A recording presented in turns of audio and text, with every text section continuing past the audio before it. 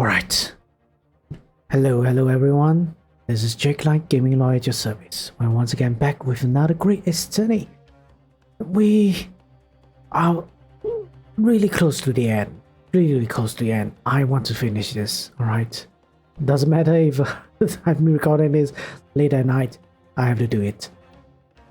So let's do it. Right, find out the truth. By skipping all this. If that's the case, actually, please wait a moment until I skip to the moment where where I failed. Alright, we are back. It might probably just a second passed, but yes, we're back here. I'm gonna choose this one now. Alright, so somewhere else. Yes, the defense formally demands the search be conducted. Whoa! Don't say you weren't warned, but your typical Nipponese. Oh no, my nose. Oh shit, excuse me, sorry about it. It's very itchy nose, honestly. But your typical Nipponese stubbornness may well land you in hot water this time. That's the lesson will do you some good. Fair enough. Fair enough. I've got nothing to hide. Very well then. Bailiff, conduct a search of the inspector's person. The defense demands a search, but not of Inspector Gregson. What?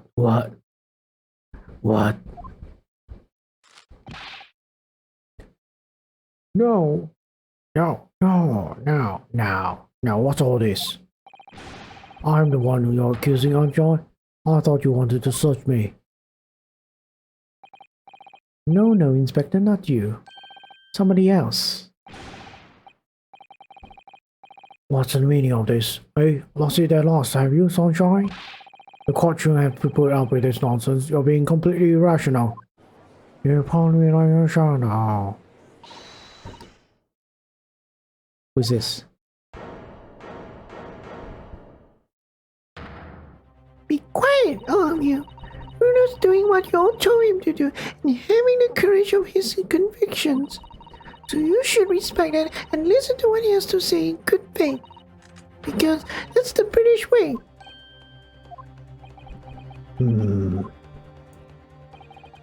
Well said, young lady. Indeed, this court is in awe of the defense counsel's conviction and eagerly awaits his next words. You what? No, don't be hasty, my lord. If I'm not mistaken by the things I've seen in court today, I'm fairly sure that I know who has this at the moment. There's only one person it can be. Counsel, who do you request this search for now? Take that! Ashley Graydon, my lord. The defense demands that he be searched at once. Very well. I presume you will not protest, Master Graydon. Au contraire.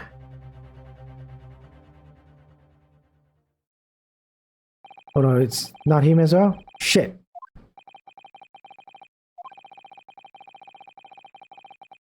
Bloody hell, not him as well.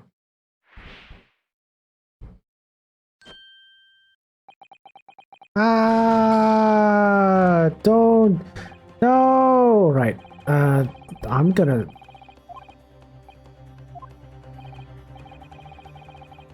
Unfortunately, I have to save scum.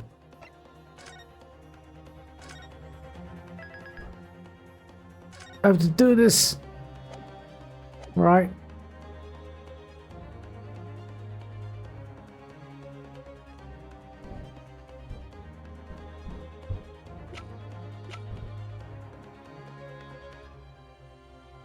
Who would have it, right? Who would have it?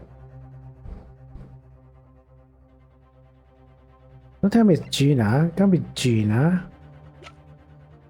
Oh, it's this too. Can't be. Gina?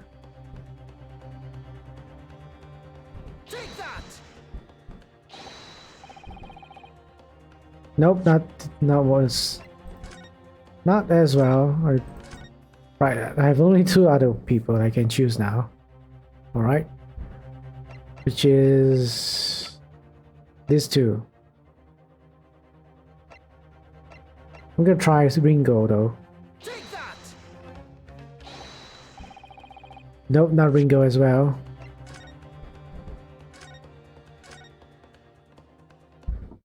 Alright, who is it? Who is it? Who is it?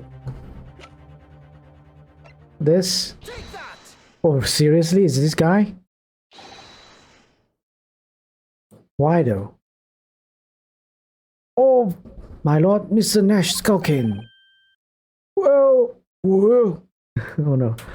Well, I never. My. Very well then, bailiff. Instruct the witness and conduct a thorough search of his personal effects. Police. Please, my lord. Please, my lord. Scotland Yard. As to object to this search. Objection! Unfortunately for you, Inspector, your objections carry no weight here. Eh? In this courtroom, only the prosecution and the defense have the authority to object. But Lord Van Jacks, I have no idea what forces are in play that night might influence your actions. But personally, I have no intention of obstructing the course of this trial. Ugh. Bailiff, carry out a search. Now, on a mo, I don't know nothing about no desk. Cut it out.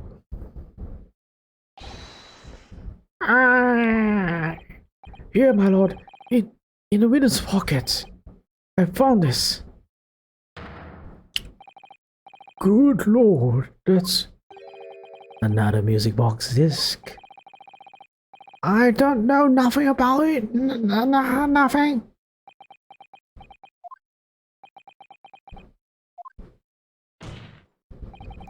That is the second music box disc left behind Magnus McGill. I have no idea why would he have it. Why would he have it? Unless. Okay, I'm just gonna foresee. Is it not Inspector Gregson? Ugh. Ah! Order! Mr. Skulkin, what have you to say for yourself? Gordon Bennett. Just Gordon Flaming Bennett. I swear I didn't know nothing about the desk. Honest to God. Counsel, would you please explain what exactly is going on here? The alleged deal was struck within this witness. And this detective, no. Without question, my lord. Then, for pity's sakes, why on earth was this man in possession of the disc that Inspector traded for information? Inspector Stray Gregson is a shrewd, calculating man who rarely loses his composure. But at one particular point in his trial, he exhibited some unusual behavior for a brief moment. I don't recall what unusual behavior. He has exhibited plenty of weird behaviors though, no? It was, yes, during my cross-examination of Mr. Graydon. Tell me, Mr. Graydon, when you left the pawnbrokery that night, was it by any chance with a second disc in your jacket pocket? I admit to nothing of the sort.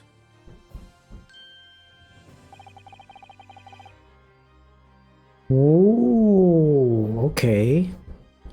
While Mr. Graydon answered my questions, the inspector appeared to have grabbed Nash Skulkin by his coat and was shaking him violently. Yeah, he did, and all thought me Noggins was gonna fall clean off, I did. I totally was not expecting that, actually. I was wishing I'd been born as me, my brother, I was. I was. And what exactly happened to make the detective attack you like that? I ain't got clue. I ain't got clue. He just had me turn and grab me, basically like that, and started shaking me. Why the blazes didn't you mention the gun when you got it down the station? That was insane. He yelled it right down my ear. He did. Me ass still dropping now. Ooh. The way the detective behaved that was extremely out of character. But looking back now, must have been that when he did it. But it is very, very hard to find out. That was the opportunity Inspector Gregson created for himself in order to hide the disc.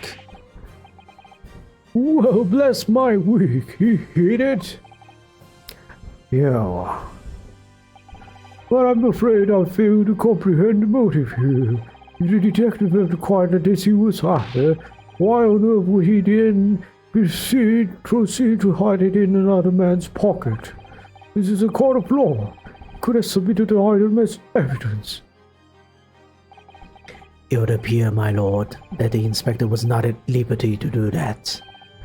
Why ever not? As the man himself was revealed earlier, his current assignment has some special conditions.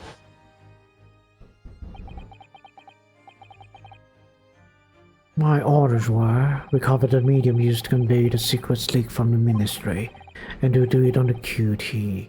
Strictly hush hush. Hush hush, a top secret assignment, is it? As far as we are aware, the information stolen comes from the confidential government communications. It would seem that if that information were to be revealed in court as evidence, it would be problematic. Does it sum up the situation, Inspector? I'm operating under direct orders from the Ministry. I'm afraid I'm not at liberty to answer that question. So, realizing there was a chance that you may be searched in court, you took steps to hide the disc you acquired from the witness. Ah, does this mean? He only pretended to attack Mr. Skulkin in order to get close enough to get to him, to slip the second disc into his pocket. So it was all a pretense. Gregson, Graydon Gregson. Well now, Miss Inspector Gregson, and you, Mr. Graydon. Are you prepared to admit to the accusation made against you of all this alleged deal?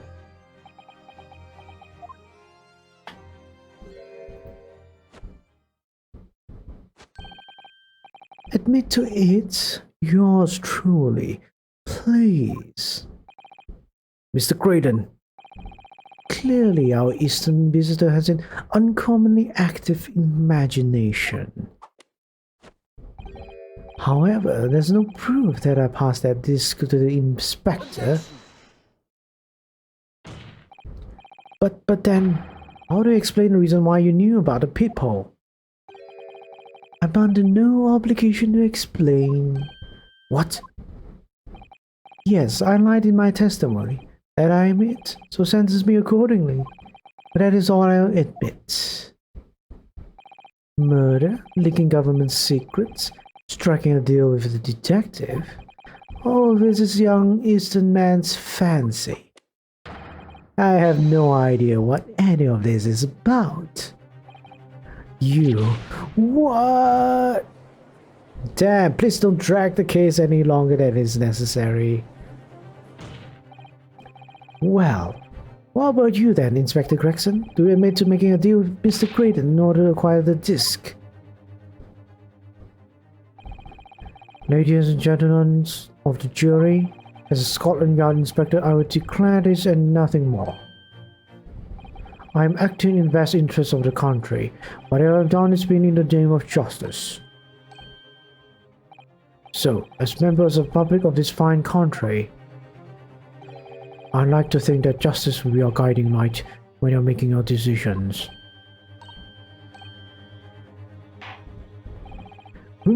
This is quite a quandary indeed.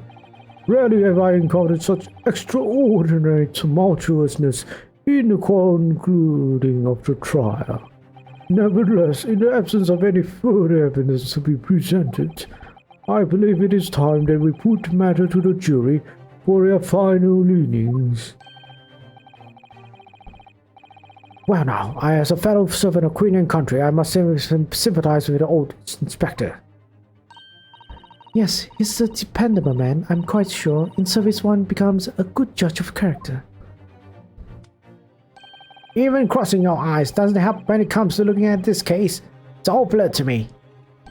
Well, as a fellow professional, I'd like to put my faith in the detective, really. Graydon is highly skilled operator, sir. Currently in the presence of the idle staff. Oh no.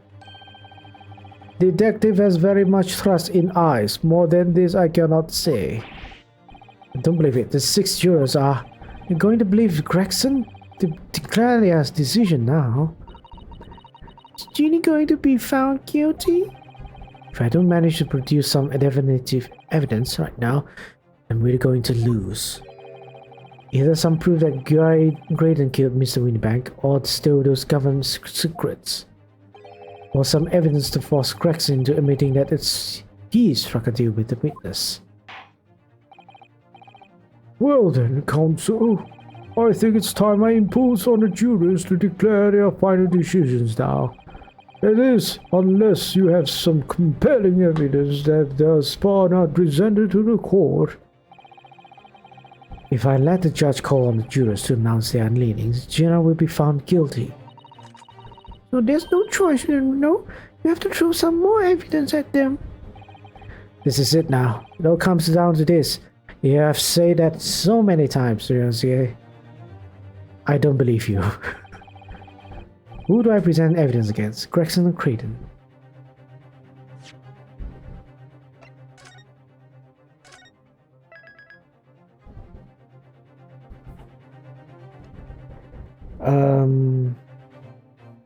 I would say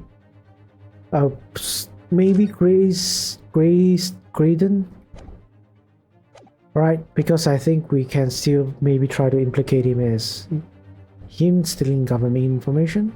I don't know. Let's see, Graydon.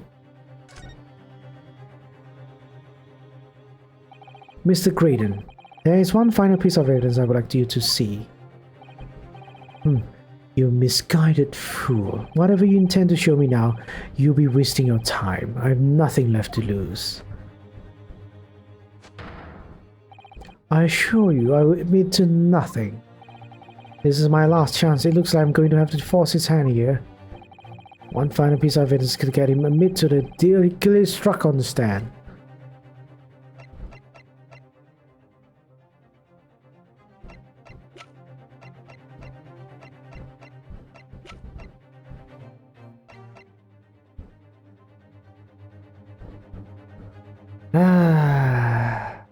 This one? Can't really say. Oh, is it this one? Bloody hell, I'm a genius. Is that Mr. McGill's peculiar music box console? Yes, with this already in place ready to play. I think perhaps now would be a good time to listen to the sound produced by the music box again. Only this time, with the second disc we've just discovered set in place as well. Goodness, it is this console. No, wait, I can't let you do that. Why not? Because, because it's got nothing to do with this case. That's why. Not true, Inspector. Eh? The defense already has proposed that the sounds heard by the court earlier from this music box were part of a Morse code message. We know that Morse code comprises of 2 distinct tones. The defense believes that the second disc contains the second tone needed to complete the message. Now we have a chance to confirm that theory. For crying out loud, Sunshine, we're talking about state secrets here. If you go letting the whole courtroom hear confidential information like that, it's treason. Then do you admit to the charge that in order to protect those state secrets, you engage in unlawful dealings with the witness? You're mad. If you let that secret information out into the public domain, you'll be making an enemy of the entire British government, you idiot. Let's not forget, Inspector, that you, a Scotland Yard officer, leaked confidential case details to a witness. That you continue to lie to the court, and all because by fair means or foul, you're determined to do your duty. Well, by fair means or foul, I prepare to do mine. Don't you dare. I will stop at nothing to protect my client. I don't care who I make an enemy of.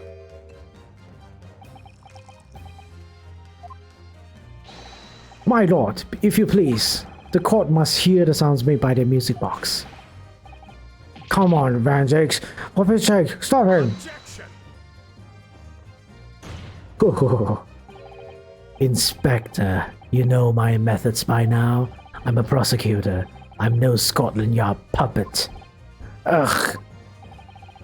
In this courtroom, my duty is to the law, so let me propose a toast to uncovering the truth by fair means or foul.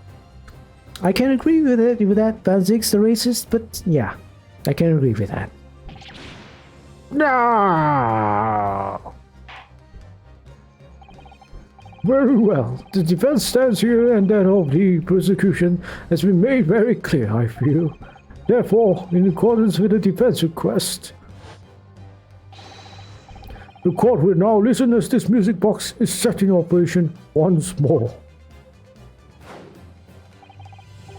This time, with the second is in place, and both this playing simultaneously. Nice.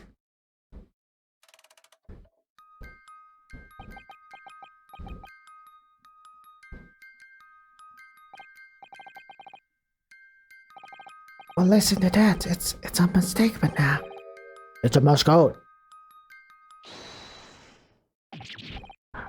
Alright. I read it. Whatever you want, but for the love of God, shut the blooming box up.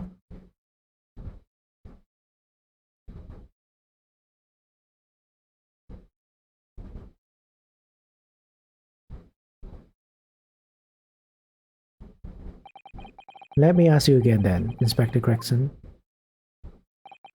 Did you, or did you not, strike a deal with the witness next to you in the witness stand, Mr. Ashley Creighton? Specifically, did you furnish the witness with confidential case details in exchange for this music box disc?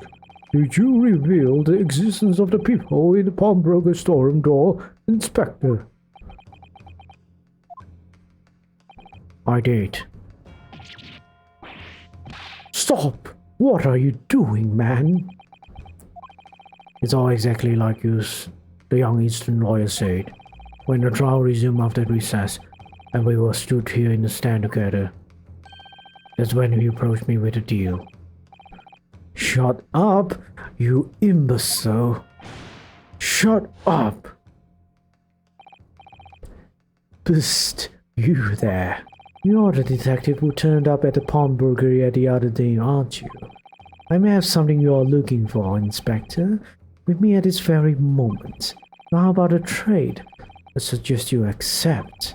Or information that may make certain individuals uncomfortable will soon become very public indeed.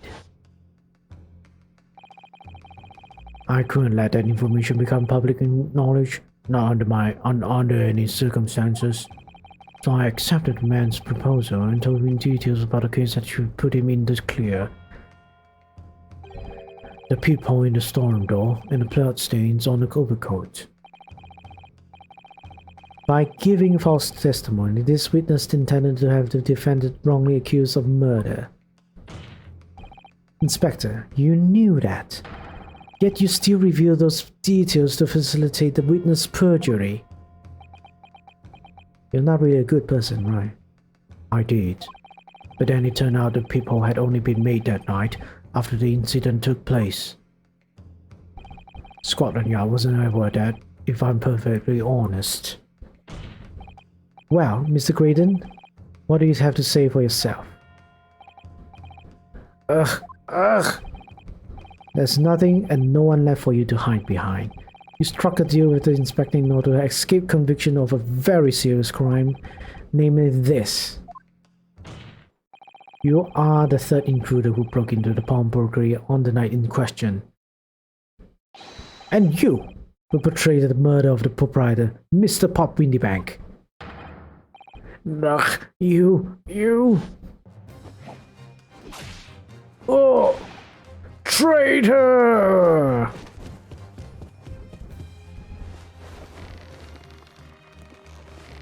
Is it gonna kill him?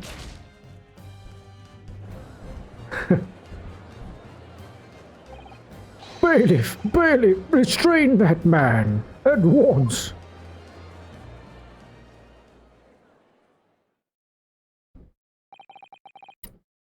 That's it then. It's all over.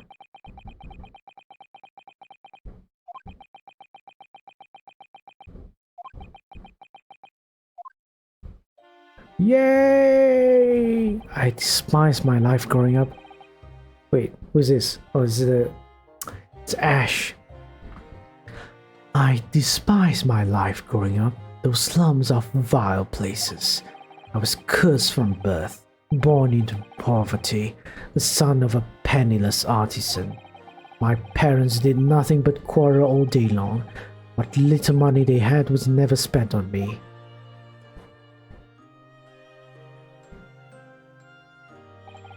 So I set about studying to better myself, to one day escape from that hellhole. And you eventually became a communications officer. I admire your determination. But then you decided to try to sell government secrets? Why?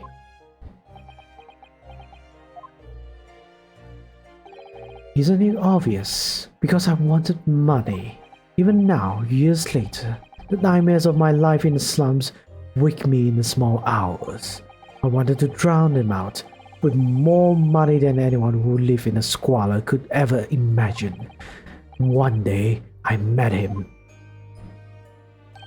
Mr. Magnus McGilded. You're a fiend with a queer talent, so you are. I have money to throw your way if you are interested. All you need to do is go along with my little plan now. I was to steal the ministry's telegraphic message logs and McGilded buy them for a handsome sum. As I was responsible for inspections of the ministry's communications office, it was a simple enough task.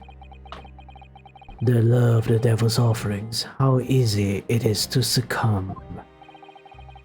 But you must surely have realized the seriousness of the crime you were committing. And for that reason, I took great lengths to ensure that my actions were untraceable. By using the music box. My father was a brickmaker, though my mother divorced him when I was still a child. Yes, Mr. Mason Milverton. That's right, he was very skilled with his hands. He'd once been a music box maker's apprentice. I imagine his skills would be sufficient to create a machine that could generate Morse code. I sought out my father again to employ his services. It was the first time I'd seen him since I left the slums 10 years ago.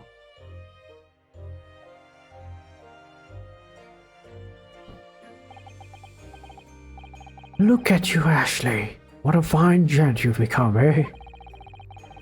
He was a different man to the one in my memory, a thin, frail old man. But poverty had never broken him, never corrupted him like it had me. I was sure that he wouldn't help me if I told him the reason, so I made up a story. I've got some work for you, father. I need some music box discs made. Music box disc, eh? A musician friend of mine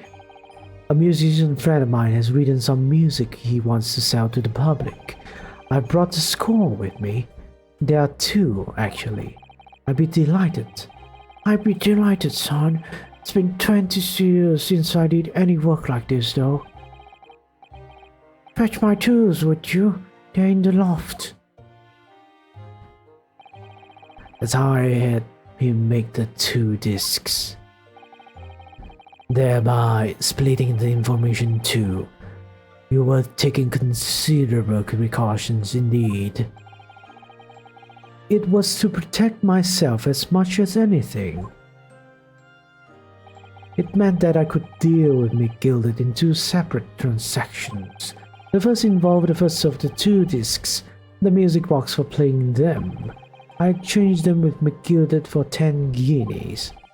Then one receipt for the second disc. He would pay me 1,000 guineas.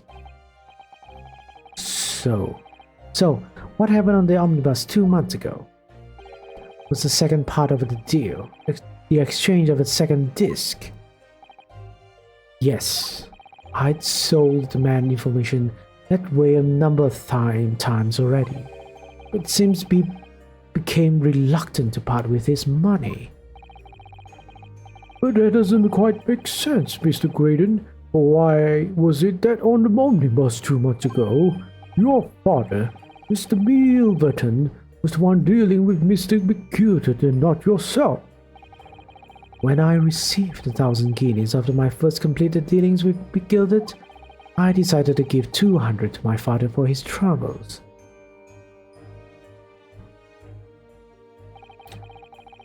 But my father realized something was amiss.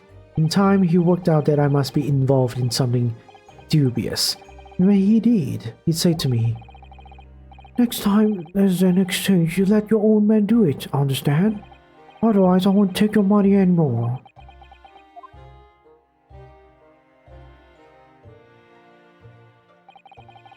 That was my father's way of dealing with it, I suppose. Climb into the omnibus, hand over the second disc, and take the money from McGilded. That's it. He had no idea what was actually on the discs I asked him to make. He never knew.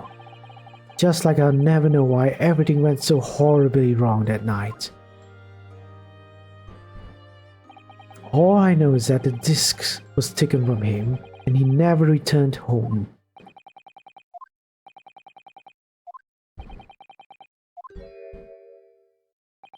It was only then that I found out what sort of monster McGilded really was.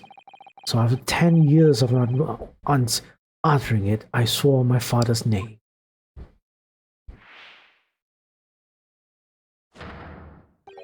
To exact revenge.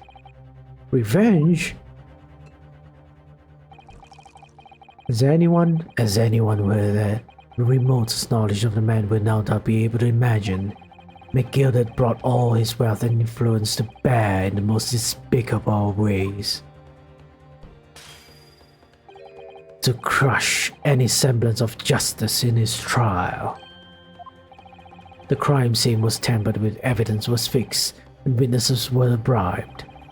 That trial 2 months ago was a farce from start to finish. My feet had barely touched British soil back then, and I walked into that hornet's nest completely unaware of the sinister background to it all.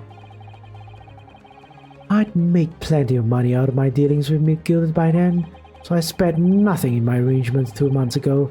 I knew exactly who to hire. If you're willing to pay the price, there are people in this city willing to do anything you ask. McGilded himself has shown me that. Are you saying that?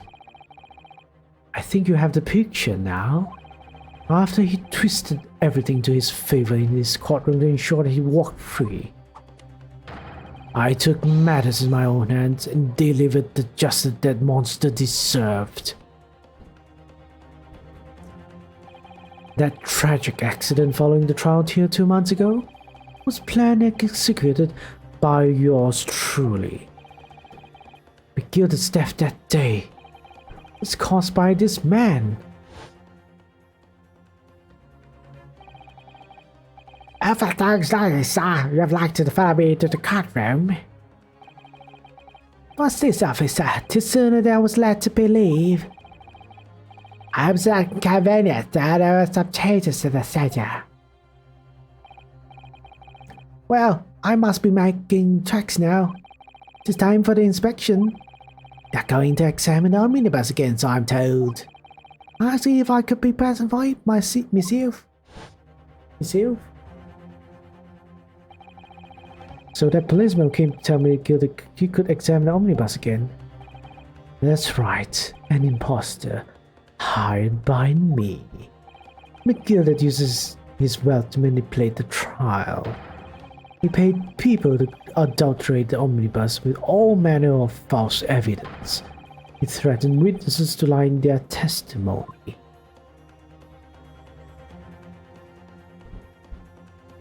So I gave the man a taste of his own medicine. Once the omnibus was doused in paraffin, one of my sham policemen ushered McGilded inside and sent him on a one-way trip journey to hell.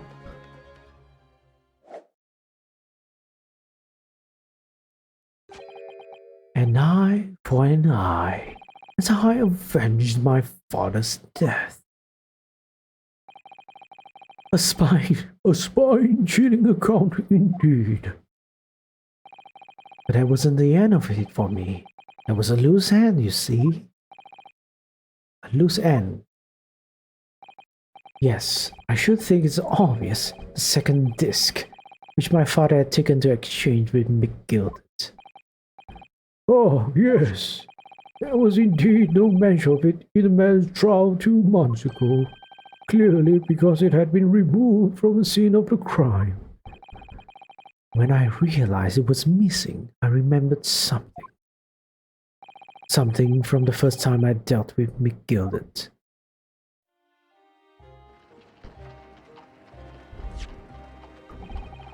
This is the first of the 2 discs, and the music box you need to play them.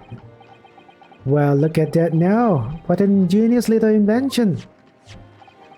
So then, as promised, 10 guineas for you, young man. What's this? Windybank's pawnbrokery? Hey, it is a pawnbrokery ticket, so it is. You can use it to redeem an article I'll be deposited there for you. There's no need to give a name, just hand over the ticket and tell the fiend the watchword. I put a jewel in pawn for ye. It'll match you for good 10 guineas if you sell it. It will. I've never heard of a pawnbrokery being used in quite that way before. Have you not, Mr. Graydon? London's pawnbrokeries are very useful places, you know. Each one is like an extremely secure vault.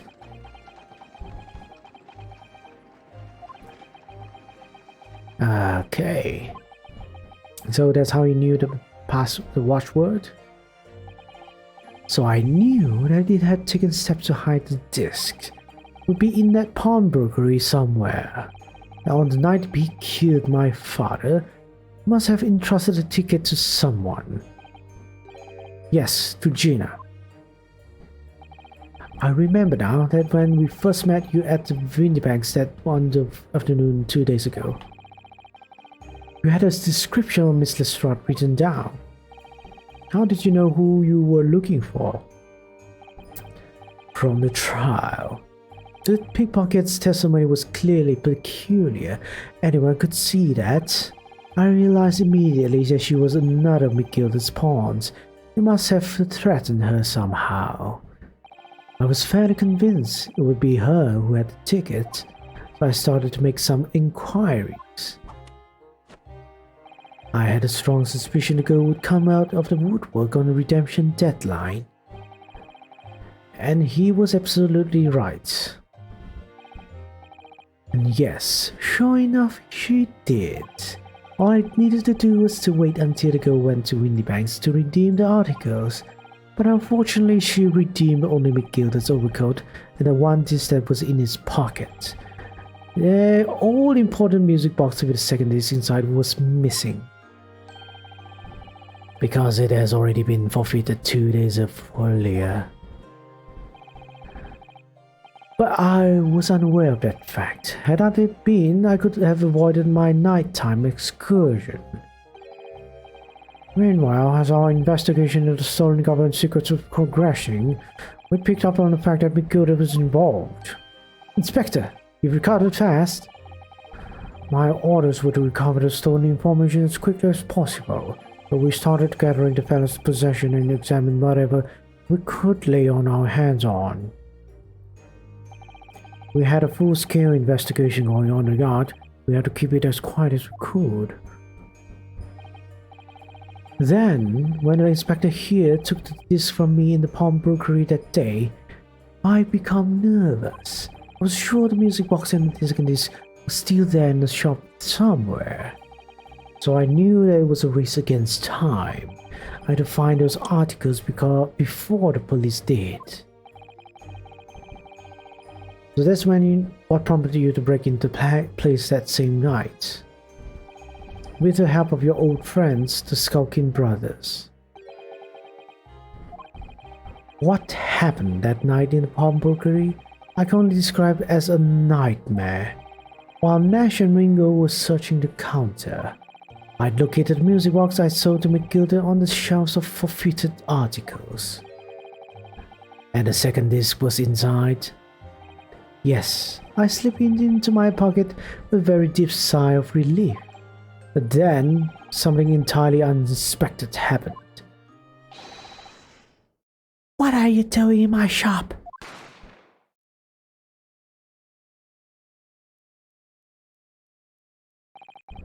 Gunshot rang out in the shop, and I felt a sharp pain in my left arm. The broker fired his gun, and bullet pierced your limb. Yes, exactly. But unfortunately, I decided to bring my own gun with me that night, just in case. Bang. Well, the entire story has been told now. Before I knew what was happening, I fired back. The man had already turned to flee. I had intended to fire in his direction, much less kill him. Unfortunately for both of us, the bullet hit home, struck him in the middle of his back as he fled through the storeroom door for refuge. A sorry tale. It all took place in the blink of an eye. I don't imagine Nash and Ringo even realized what had happened at first. I was terrified, so I fled. And that's the whole story. That's everything that's happened at Windybanks on that wretched night.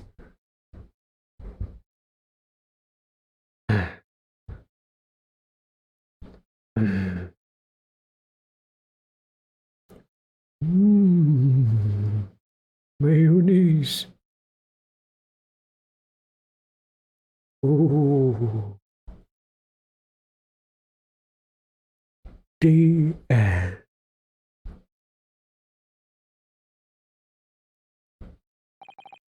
Earlier, you called me Gilda the Monster, a man who used his wealth and influence to distort the facts and escape justice for the crime of murder. What tragic irony. What you have done is exactly the same.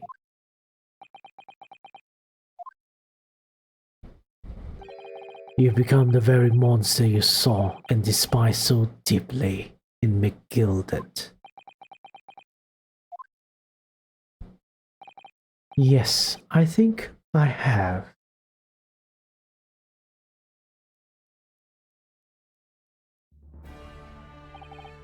Well, this has been a long and exhausting trial. Yes. Yes, it is. However, it would seem that at last we have arrived at the truth. Inspector Gregson, what of Mr. Ashley Graydon? He's been restrained, my lord, and is being escorted to the yard. He'll be charged with the murder of Mr. Windybank and the stealing of government secrets. Very good. And you, Inspector, regrettably you will have to face charges yourself.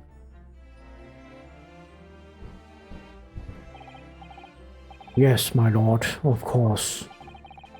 It transpires that you were complicit in helping a criminal escape justice. That fact remains whether or not you were doing so in line of duty. The crime is a serious one, Inspector, and inexcusable.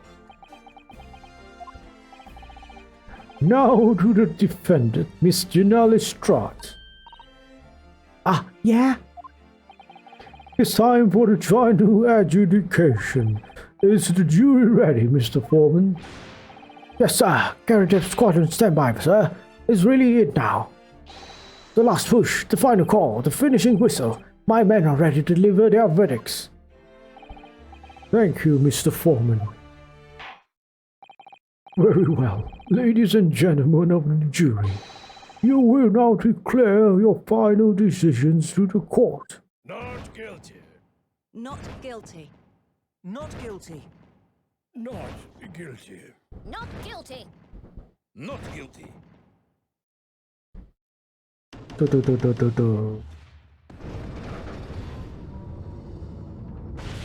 Kablooey.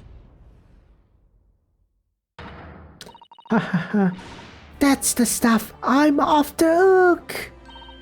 Finally, Runo, you finally managed to do it. Finally is the word. I really wasn't sure that we come out on top for a while there. Susie was right. You're the best lawyer in the world. I wouldn't really say it's best though. More like really, really lucky. Really, really, really, really lucky. Miss Lestrade, I'm not finished with you yet. What are you looking at me like that for? Before you start enjoying your freedom, there are certain other crimes to consider, Eh? 2 months ago, in my courtroom, no less, you gave false testimony, did you not? And in relation to the trial today, not only did you unlawfully enter Windybank's pawnbrokery, you also attempted to abscond with Mr. McGilda's property, it seems. I never done nothing of the sort. Of course not. It's not like you were gleefully wearing McGilda's coat in your cells yesterday or anything. Oh, just when I was getting excited about throwing a party for kiddies this evening. And turning our attention to the defense. Determining that we played together, the music box disc contained a message in Morse code was, well, it was certainly a most unexpected revelation, counsel. Quite so, my lord. The prosecution was quite caught entirely off guard. In fact, I think we should applaud my learned friend's courage in here today. I propose a toast to demanding that government secrets be decimated before the entire courtroom. Ah! Very sorry about that. It was the only way that I could get Inspector Gregson to admit to what he'd done, so... Wait. Who is this? Isn't that... Juror number 5. It's, about the sounds produced by the music box before. I do wonder if that was really Morse code at all. What? What are you saying, madam? Oh well, it's just that I'm really rather fanatical when it comes to Morse code, you see. So much that word seems to be covered in dots and dashes to me, in fact. Goodness, madam. An unhealthy level of obsession one feels.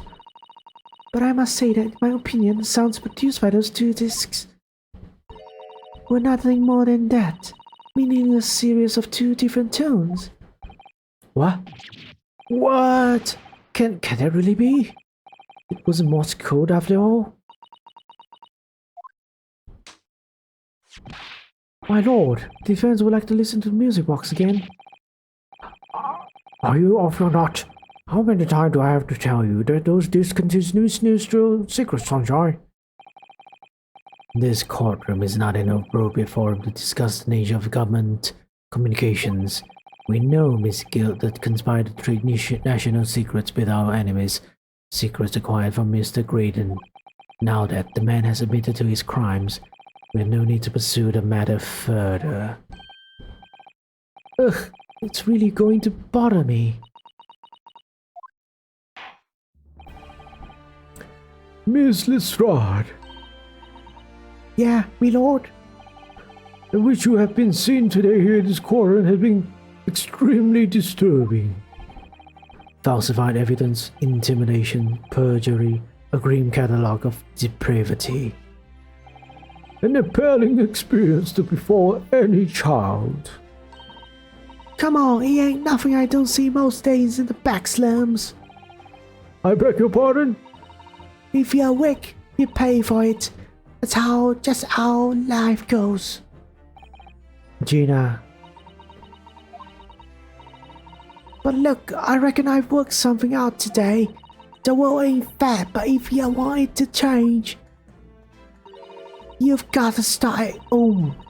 You gotta change how you are yourself. Well, that's a very laudable lesson, I would say. I eagerly look forward to the born-again Miss Lestrade never gracing my courtroom with her presence again.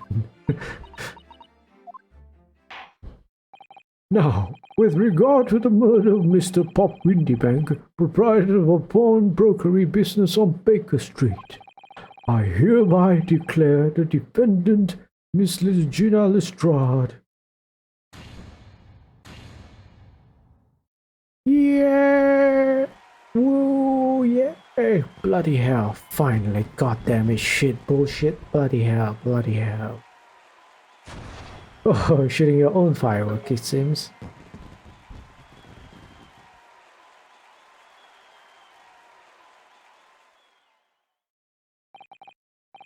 That is all. Court is adjourned. Ah, man, this was a really long trial. I have something to say to our racist friend here.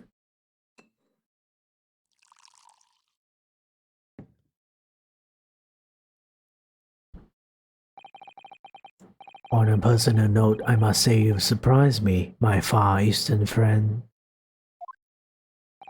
Oh. Despite being a Nipponese, you saw through the pretense to the malice that festered within that Englishman, and at the same time saw through the grime to the surprising heart of your English clients. You have a curious talent for judging character, especially considering our very different cultures. I don't think there's anything curious about it.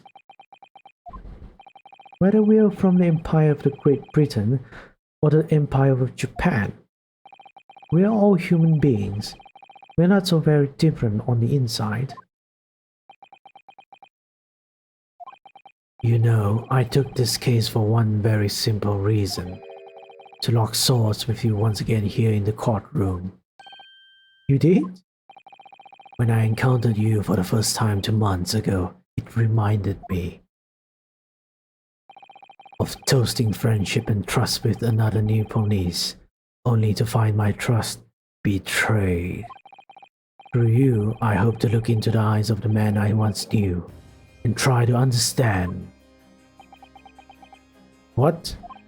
You mentioned something similar earlier today about total betrayal at the hands of the Japanese.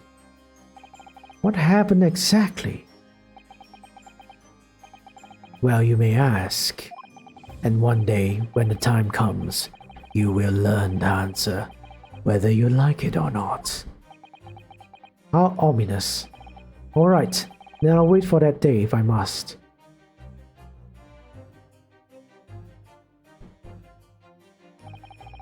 Coming to be known as the Reaper of the Bailey, and my retirement from service 5 years ago, gives me cause to wonder if our meeting has some deeper purpose. So, farewell, my little Nipponese fellow, until we meet again. Until we meet again, you my racist friend? Man, am I saying that?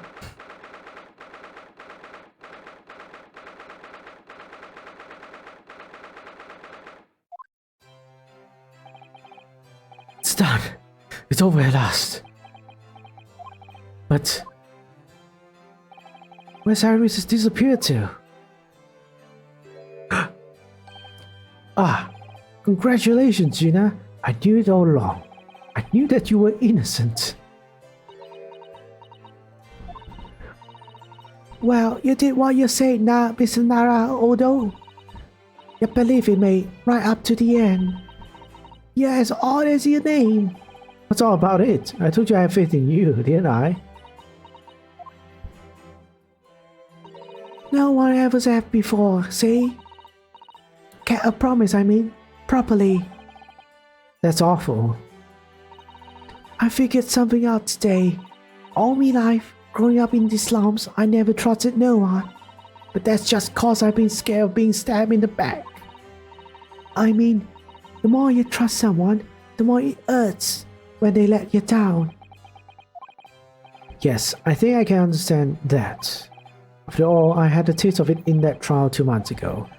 I chose to trust someone and paid for it. That betrayal left a big scar. You know though, Gina, I worked something out quite recently too. Trusting in someone else is really an exercise in learning to trust yourself. When your gut tells you it's the right thing to do, and your trust is rewarded, there's no better feeling in the world. I think I have you to thank for reminding me of that valuable lesson. Oh well, if you say so. Don't make a fat lot of sense to me, though. I'm trying to say that putting my faith in you, Gina, has been a real pleasure. For crying out loud, pack it in! But I suppose I sort of feel that way, same way. I mean, sometimes trusting someone else is, you know, alright. Thanks.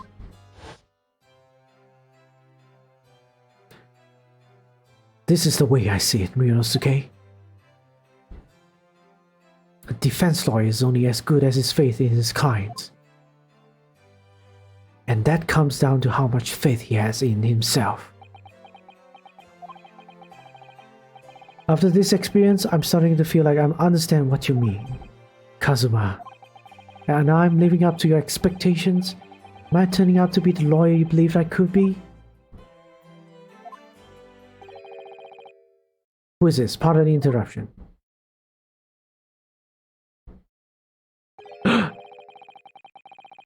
But what the deuce does a man have to be noticed around here, my dear fellow? That voice! It's too late for that voice now, Miss Naruhodo. I've been standing here patiently in the corner of the room for an eternity. Ha, yes, it was me all along, I would have said, when finally you noticed me. But you people, with your incessant blabbling. Ah, Mr. Sholmes! Ah, yes, it was me all along, you see.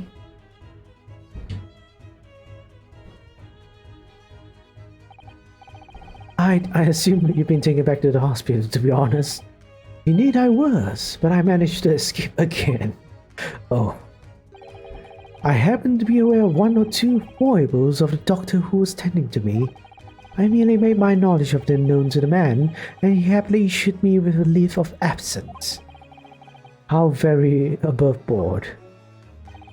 But enough of my adventures. That was a fine victory, Miss Naruhodo. Your tireless efforts justly rewarded, I feel. Congratulations are in order. As a close friend, I tip my hat at you. Oh, thank you. Some great detective you are. Great at being cool as ice, maybe. Have I irked you some way, Miss Lestrade? Why you have been having a snooze in your nice soft bed. Some of us have been fighting for our lives. Ah, well, that bullet did cause me to lose a substantial amount of blood, it's true. I've indeed been feeling somewhat cold. Not perhaps as cold as ice, but, well, have a feel. Could you take your hands off my neck, please, Mr. Sholmes?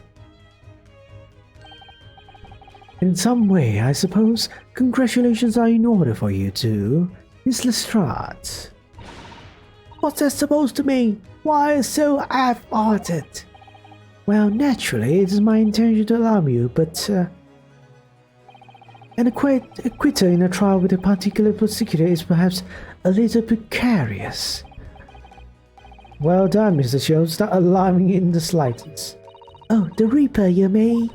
Because anyone who's found not guilty in trial he was working on winds up dead anyway. Is that it? A very point I was trying to make. That is exemplified by the fate of Mr. McGilden, in fact. Ah, but of course, I pay no attention to such irrational drivel myself. Yeah, well, it don't bother me. Oh, really? Course not. The way I see it, Reaper's a bit like him upstairs. Him upstairs? You mean like God? Yeah, him upstairs knows what's what, right? He knows what people are like on the inside. He won't have got the wrong end of the stick. There are some coves like that bog trotter what are rotten to the core. At the end of the day, him upstairs makes sure they get what they deserve. I suppose that's one way of looking at it. Divine justice is one thing though, the Reaper taking matters into his own hands and claiming life is another. Well, I ain't like the McGilds or this world, so I ain't scared. I got principles, see?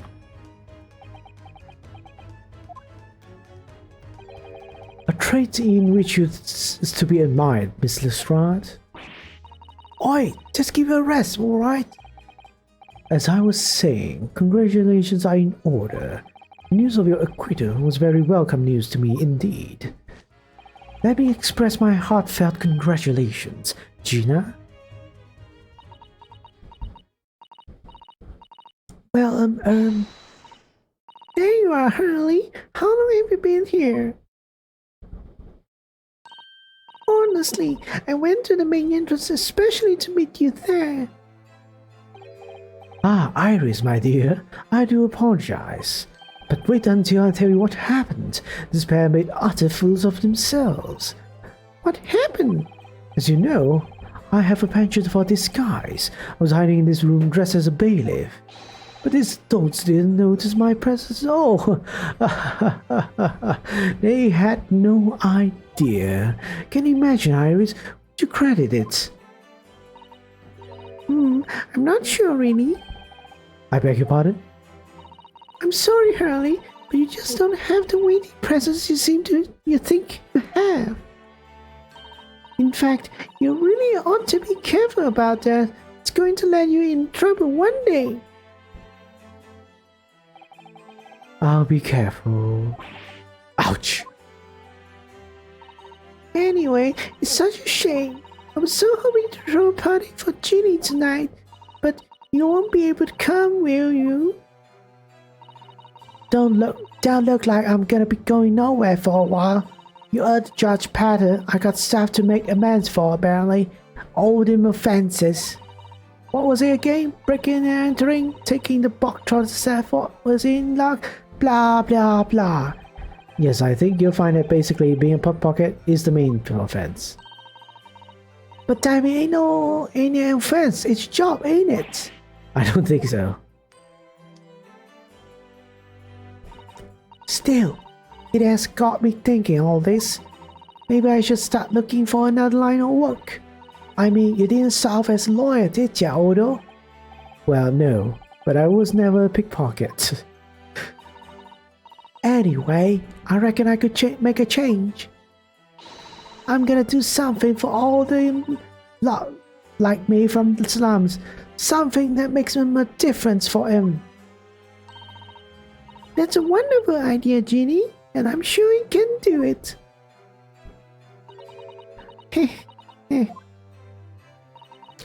What is it?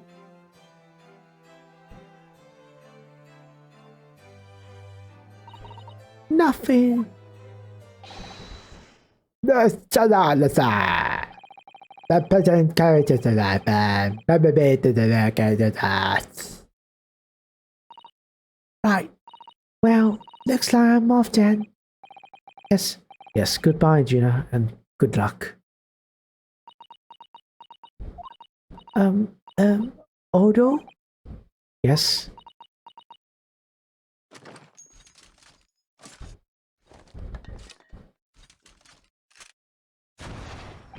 Ah, what was that for? I don't know. I mean, I don't know what to say, so. Ah, indeed. Perhaps the situation calls for a phrase hitherto missing from your vocabulary, Miss Lestrade. Eh? On occasions such as this, I would recommend a simple thank you. Oh. Oh, yes. It's good advice, Genie. Right, I say, well.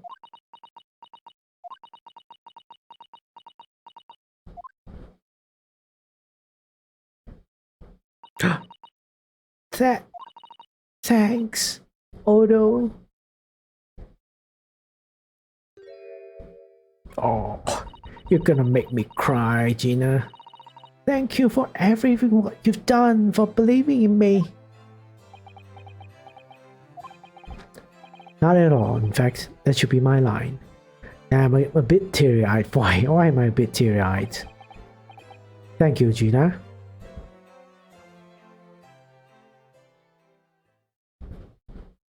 Am I crying because I'm finally finishing this game? Well, there she goes. I wonder if I'll ever see her again. Well, quite an indomitable pigpuss. Oh, I nearly forgot. I bought a paper outside.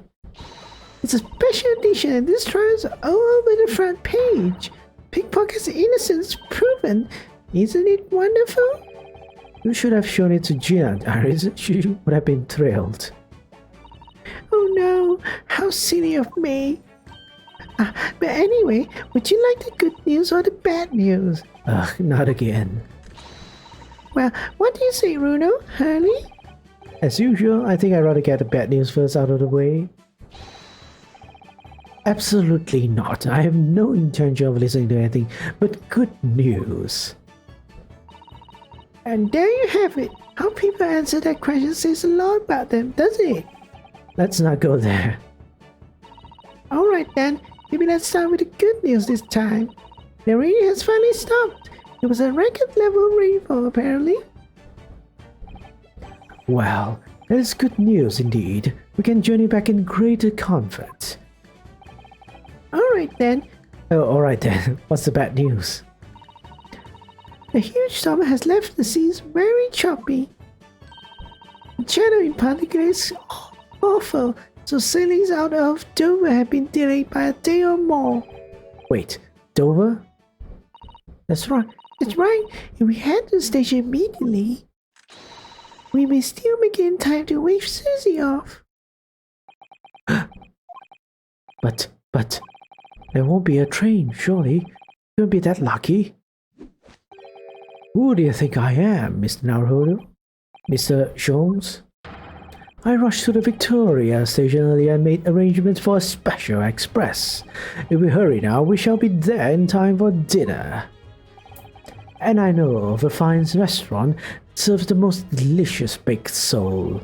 The great detective does it again.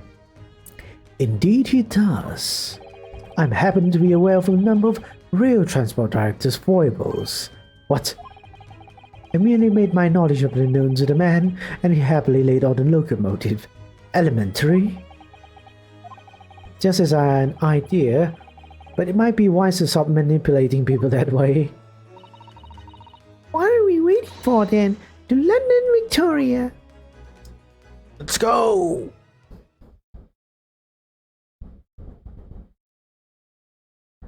Right, 18th April, 8:32 AM, on the Dover quayside. It took somewhat longer than I had anticipated. Susie's boat must be about to leave now. Mr. Sato, where are you? Over there! Over there, look! It looks like she's reading something.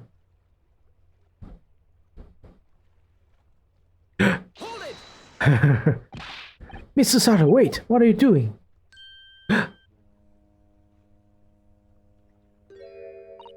Mr. Naruhodo, what are you doing here?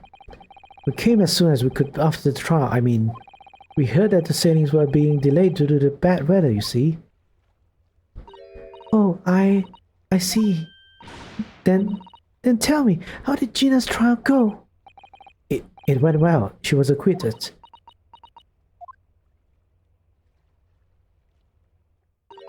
That's wonderful. Really wonderful news.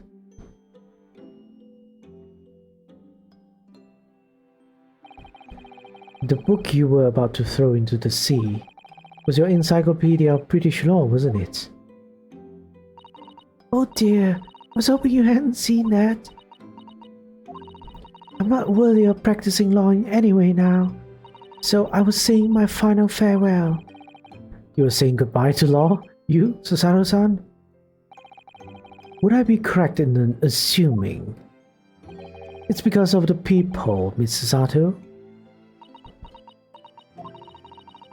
I deliberately altered the scene of a crime, and then I tried to hide the fact. What I did is utterly unforgivable. That reminds me. How did you even come to have this, Susie?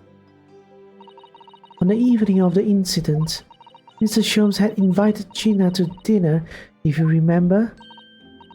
Oh yes, we had a wonderful time. Well, Gina gave us a little introductory lesson, didn't she? To the art of pickpocketing, I mean. Oh, that was so much fun. I still ruin those armband. Yes, please don't do that again, Iris. That band's very important to me. But if it's so important, you should pay more attention to it. You didn't notice for ages. On a whim, I thought it would be fun to see if I could take the cat flapper mat. So I put it in my sleeve. Really? And then I rather forgot about it until I found myself in Mr. Windybank's shop with it later that night. I see. And then... Bang. Mr. Sholmes, Mr. Libby, Mr. True, right? After Mr. Naruto had left the shop, I started to think that door started to play on my mind. Storm door. The storm door, you mean? Yes, if Gina was anywhere in the shop, I realized it could only be behind that door. At that moment, the little device that I had up my sleeve sprang... Oh, excuse me. Sprang to mind. I was so worried about Gina, I simply had to know.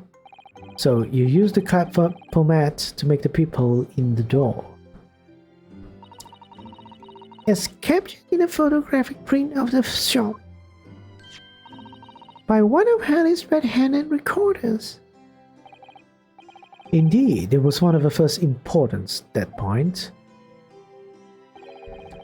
Precisely when a peephole was made, that information would prove to be Mr. Naruto's greatest weapon. Though naturally, without proof, it would have amounted to nothing. When I looked through the door, the sight that met my eyes made my blood run cold. Thoughts started to run through my mind. I remembered that trial 2 months ago, the trial of Magnus McGilded. I thought about how he had manipulated evidence and arranged false testimony to secure his freedom. It made the British justice system feel very dark and sinister to me. And then a terrible thought occurred to me. What if some wicked criminal was planning to do the same thing now? Because from the appearance of the crime scene, it looked exactly as though Gina had shot Mr. Windybank. Even though I was sure she would never have done such a thing. You were worried that the true culprit would try to frame her from the crime. That's right, but I realized it would be very difficult for anyone to give false testimony in this case. What do you mean? Well, the crime appeared to have happened behind the door of a locked room. For someone to claim falsely to have witnessed it, there would have to be a way to see beyond the door. Ah. For which a peephole would be the very thing. Only the peephole I had made wasn't actually there until after crime had been committed, of course. and the criminal would know that, so it wouldn't make any difference. But the possibility of a rather ingenious trap was there, was it not? A trap? Is that why she did it? So, is that why you kept it a secret, Susie? You never mentioned that you made a peephole to anyone, not even to the police. I know. I knew that the time I was doing wrong, a criminal offense, or even. So I decided to confide in Mr. Sholmes. If Mr. Naruto was completely back into a corner with no other possible means of escape, truth about the peephole could save him. That was my plan. He really does think of everything. But then, why didn't you just tell me everything before the trial began? My dear fellow, you're not thinking straight. If she had done that, it would have rendered you complicit in the whole escapade. Ah. You could have been disbarred if you had been seen to have knowingly tampered with the crime scene. So Mr. Sato decided to shoulder the burden of responsibility alone. For your sake and Miss Lestrade's. Mr. Sato, the truth is, when it happened, I did it because I lost a little of my faith in the law. Oh. I was worried that the right person would be convicted of the crime, but the moment I allowed myself to think that, it's that moment I lost my right to call myself a judicial assistant. What you did isn't comparable to what he did. Graydon is the one who lied in the witness stand, using that peephole as a way to implicate Gina. And besides, if the peephole inconsistency hadn't existed, not at all sure that she would have been acquitted in the end. Mr. Sato, what you did saved Gina's life. And killed Graydon. Well, with your kind words, Mr. Naruhodo, you've saved me too, from my regrets.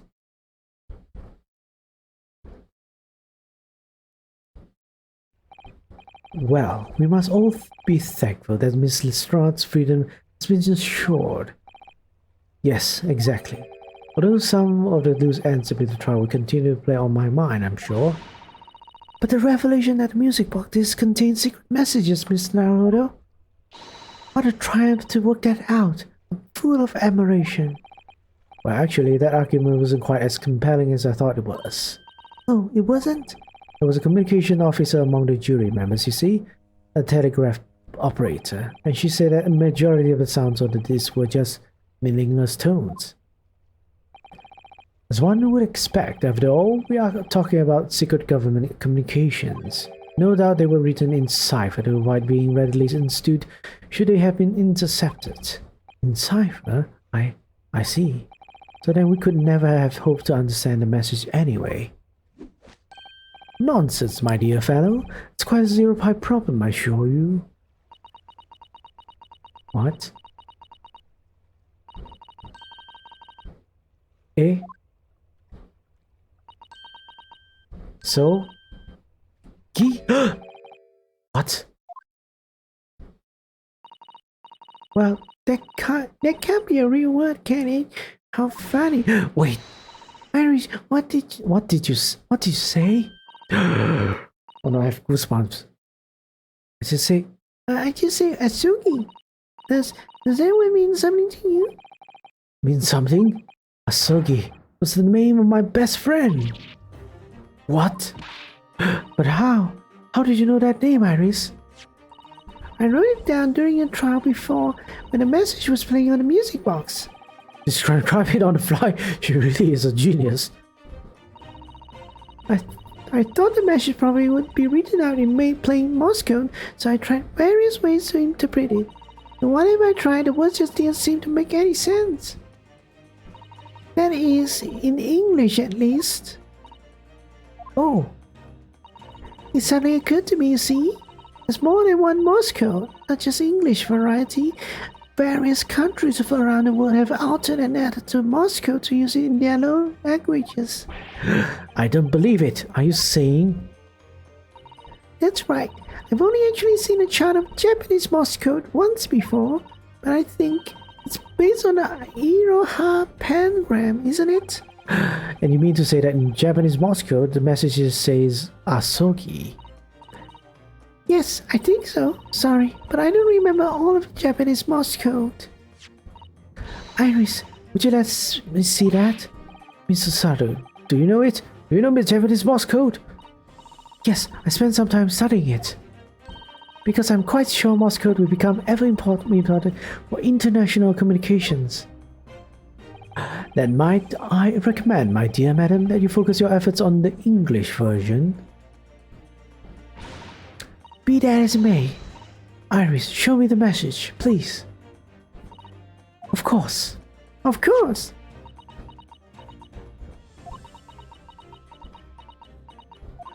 But what can this possibly mean? Whatever it is, that long sequence of supposed meaningless dots and dashes, it's made the color drain from Susato-san's face. There's no doubt that this message is written in Japanese Morse code. So the British Empire has been using Japanese for its secret communications? I don't understand, but the reason why... But the message appears to be a list of 4 people's names. 4 names? The first is Kei Asuki. Kazuma Asuki. Why? Why was this name on the dead disc? The second name is Shin. Shin? I don't recognize that name. Third is T. Gregson. Gregson? Ah, it would seem Tobias Gregson is the third man on the list. What's his name doing your secret government communication as well? And the last name? What's the matter, Mr. Sato? It's just so strange, so unexpected. Oh, why is it, Susie? To keep us in suspense? The last name is J. Wilson. What? Wilson? John H. Wilson? You mean Daddy? It says only J. Wilson, so I'm afraid I can't be sure. Then, after the 4 names, it reads, if I translate from Japanese, that is all 4. That's the end of message, or rather, the end of what you need noted down, Iris. I just can't believe it. Would ever have the thought? Those discs contain Japanese Morse code. Not to mention a strange list of some disturbingly familiar names. It would appear that this particular message is a communication of some kind between Great Britain and the Empire of Japan. So, that it could be in Japan then, where Susie and Runo came from. Oh well.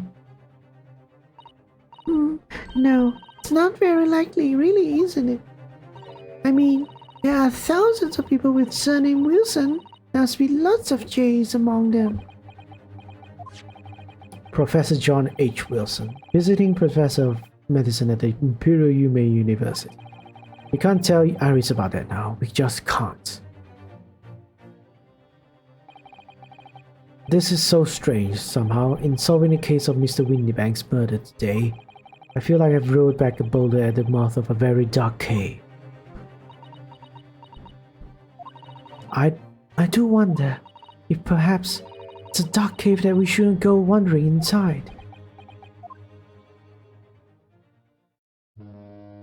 Oh,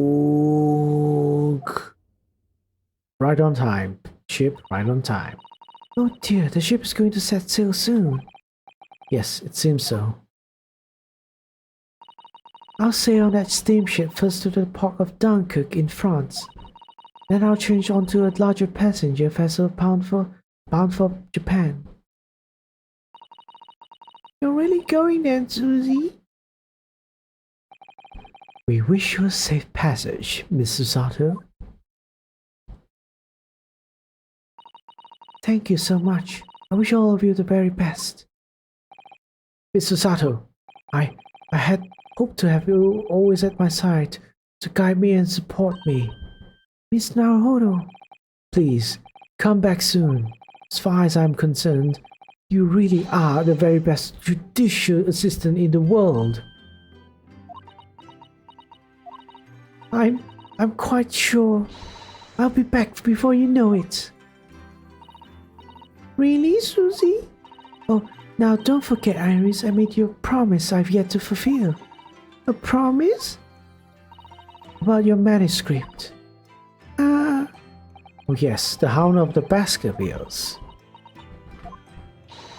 Well, I'll be waiting for you then, Susie. A promise is a promise. Definitely, Iris.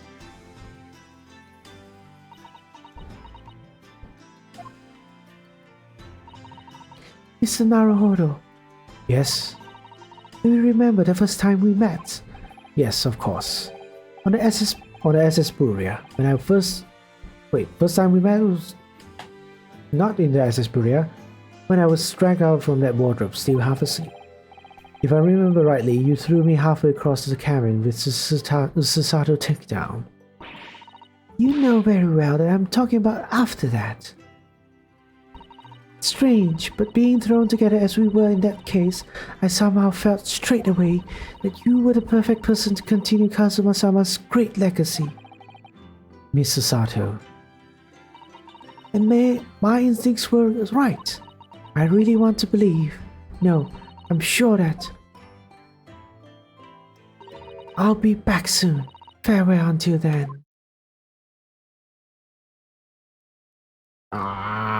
Don't go, Susato-san. Oh. But Jane.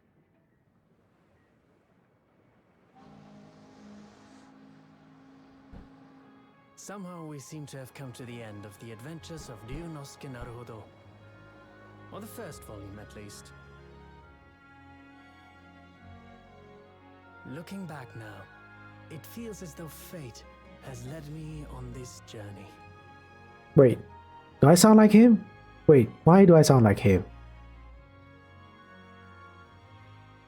Fate led me to becoming a lawyer, to traveling halfway around the world, to meeting the great detective. The great I'm sure detective. there'll be trials and tribulations ahead. Of course there will. Trials and tribulations ahead. I sound eerily similar to him. And know I'll be able to turn my fortunes around. Except he's more British, I guess. After all, I have the greatest friends in the world on my side. On my side. Shit. Am I Naruhodo Ryunosuke?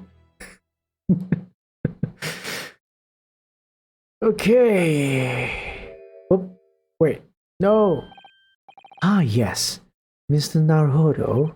Yes, Mr. Sholmes. Why do you have more to say? I've some rather awkward news.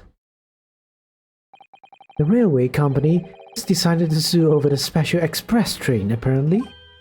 Huh? It caused such a commotion on the line, all the other trains had to wait at stations. But really, we would never have made it to Dover in time otherwise. Anyway, I'll explain everything and how it was all your fault. Huh? I believe a formal complaint should be delivered to your office tomorrow, but not to worry, my dear fellow. According to Mr. Sato, You love defending yourself in court. what? Huh? It's alright, I'm perfectly happy to testify. He really did look like the sort of man who would do something so outrageous. See?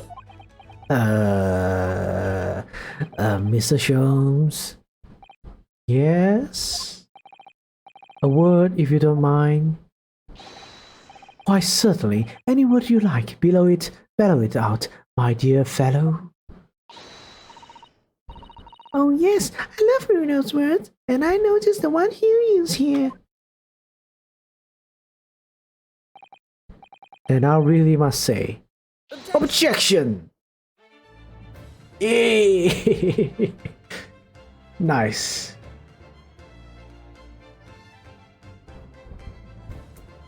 Ooh, who's the voice actor?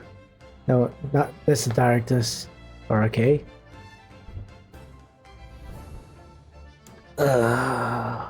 Finish the game. Well, the first one at least. In the following weeks, hundreds of people. I don't think it was food, though it transpired I had to order them all myself. But this is just a. Wait, and the money I've learned consulting detective work pays a pittance of by comparison. But he's now in the music box making business. Right, this is just a recap. No, it's not. I haven't slept a wink. This manuscript is due tomorrow now. When I'm busy, this busy Holly usually cooks me breakfast. Well, cook is an overstatement. Some writers and insipid coffee. I do miss Susie. And Susie and lovely Japanese. Oh shit, what was it? Dishes, maybe? Susie's voice is very hard to make. Witness, your testimony is riddled with contradictions. Exactly. Rarely do radical bond coins hide under the skips themselves. Well, I don't know. That knows it's funny. An innocent man. Or are you calling him? Wait, Wait, there's a. wait, it's the same, right? No idea whether they are the same or not.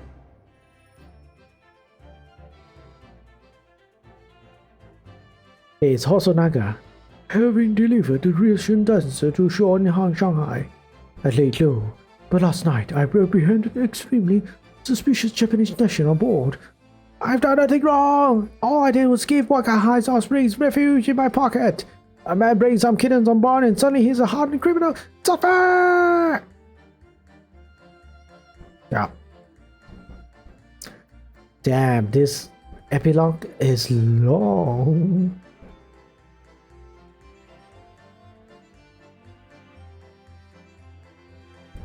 Scientific investigation will be the gold standard for policing the new era. I dream of a world governed by the tenets of order and discipline, like a great clock in fact, whose hundreds of parts mesh together in a perfect unison. Now, if you'll excuse me, I have but 2 minutes and 30 seconds, 7 seconds until my next appointment.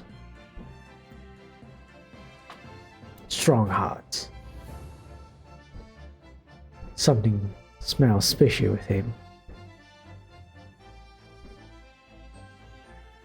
The latest France magazine's out, and I'm in it again. Whenever I say that one line she wrote down, I get a standing ovation. I wanna hear it? Huh, not bad, I suppose, for an amateur. Why are you out? I thought you are in the prison or something.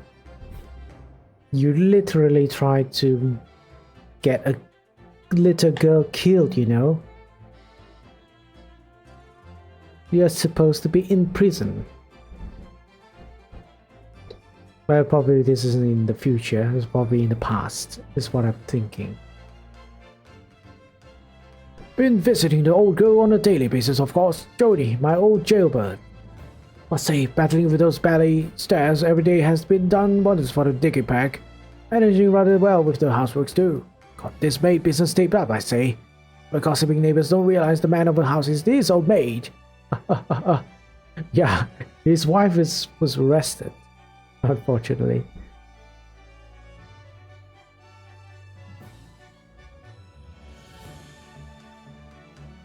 Oh. My Ronnie's back again. All thanks to the Reaper. As nothing, I enjoy this day hunting a small chain in the gutter. I'm a better Bobby now, looking out for the Londoners, their drop and pennies. Oh, Pat. Oh, Rolly. Turn a new leaf, I guess.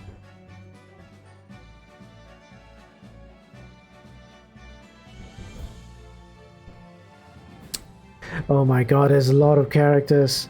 Looks like I'm gonna be doing time for a bit now. But Iris comes every day for him, but ain't too boring.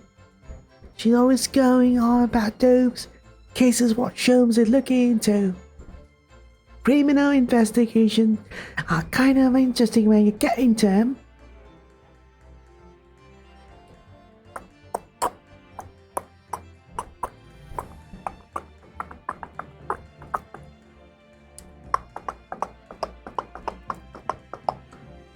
Oh, this guy. He's gonna die though. Yes, I renounced my upbringing and chose a life of sophisticated crime, but regrets? Please. Give up, brother. Ain't the ash we used to know. And then they plan to come out by the turn, cock and milk run back. Wait, capital punishment, right? We must get myself back in the neighborhood. Right.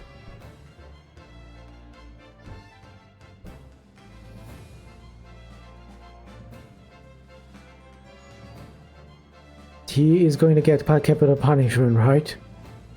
For murdering. You can't really say accident, you know. Painful goodbyes and wonderful encounters. I've come to realize that's what life is all about. Naruto-san, I promise, your assistant will return to you one day. But for now, I leave you with many memories and a heartfelt wish that life will treat you well. Shintaro Kojima. I do not know who that is.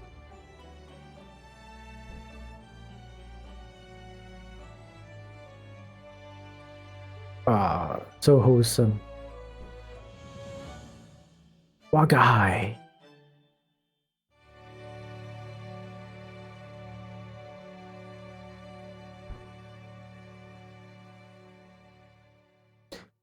Yeah! Am I done? Okay, this is. Oh, there's so much, man. This is another credit, I assume.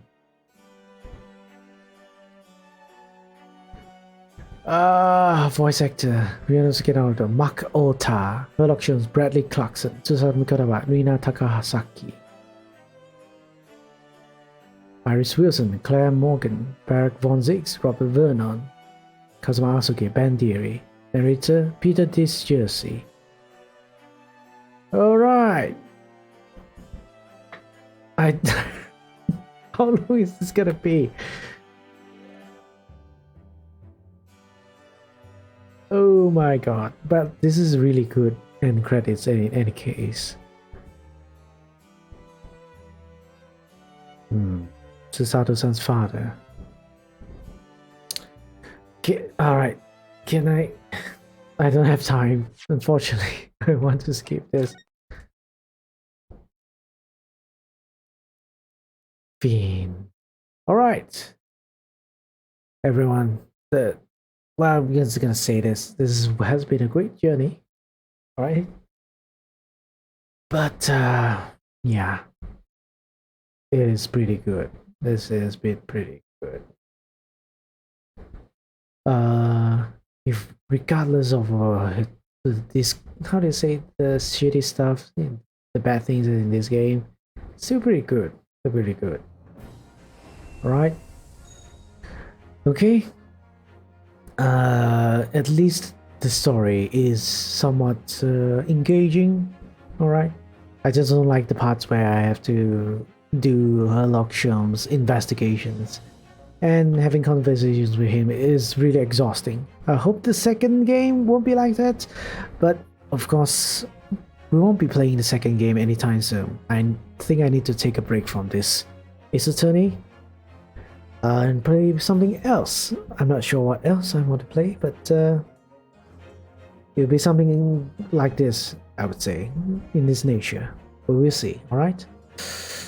We'll see. Anyways, thank you. For the final time in this Great Ace Attorney, the first game, hope you enjoyed this entire series of me making silly voices. I really enjoy doing this. I really enjoy doing this. It's become a sort of a passion for me, regardless of how many people are watching. Right, and I probably no one was gonna be hearing this, right? I mean, but yeah, it's a passion. I really hoped I can make something out of it, you know, making content like this. makes me happy. But anyways, take care everyone, and always stay hopeful. But at the same time, right? Be critical always. Till next time. Bye bye. Farewell.